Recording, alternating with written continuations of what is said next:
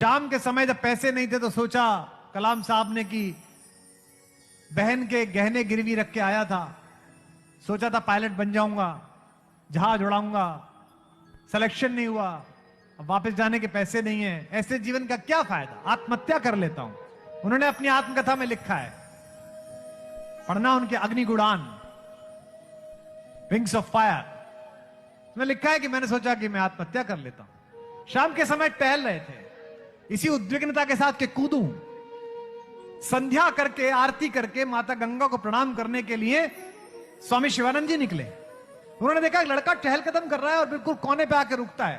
पुराना अनुभव, ज्ञानी आदमी, तपस्वी संत पहचान गए। बोले बेटा एक सेकंड रुक, यहां प्रणाम महाराज। क्या हुआ बेटा, यहां से कैसे घूम रहा है, गिर जाएगा, नीचे गंगा है। आंख में आंसू आ गए। स्वामी जी ने कंधे पे हाथ रखा, बेटा क्या बात हो गई, कहां से आए हो? महाराज केरल से आया हूं। स्वामी जी ने मुस्कुराकर कहा, फिर अंदर चल, तू तो मेरे आद्य शंकराचार्य के गांव से आया है, अंदर चल, ये सनातन धर्म है, ये भारत है। कलाम साहब अंदर आ गए, भोजन कराया, सारा पूछा, जाने के पैसे नहीं है, आत्महत्या करना चाहता था। स्वामी जी ने कहा उदास मत हो, जाने का किराया मैं दे देता हूं, जा दोबारा मेहनत कर, तैयारी कर, कुछ और कर।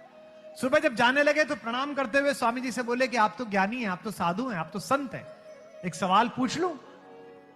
इस एक सवाल ने भारत को वो हस्ती दी जिसके कारण आकाश में हिंदुस्तान की बादशाह दुनिया के किसी भी बड़े मुल्क से ज्यादा है।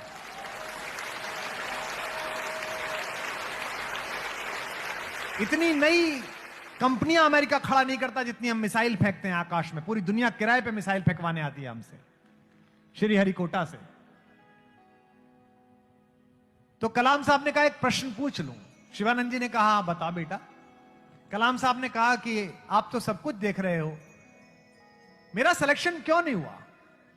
भगवान ने मुझे इतना खराब क्यों समझा कि मुझे एक नौकरी नहीं दी? जोर दिया उस पर हम कलाम साहब को स्मरण करेंगे। शिवानंद जी ने कहा नहीं नहीं, तू असफल नहीं हुआ है। भगवान ने तुझे नौकरी इसलिए नहीं दी क्योंकि भगवान ने तुझे इससे भी बड़े किसी काम के लिए सुरक्षित रखा है।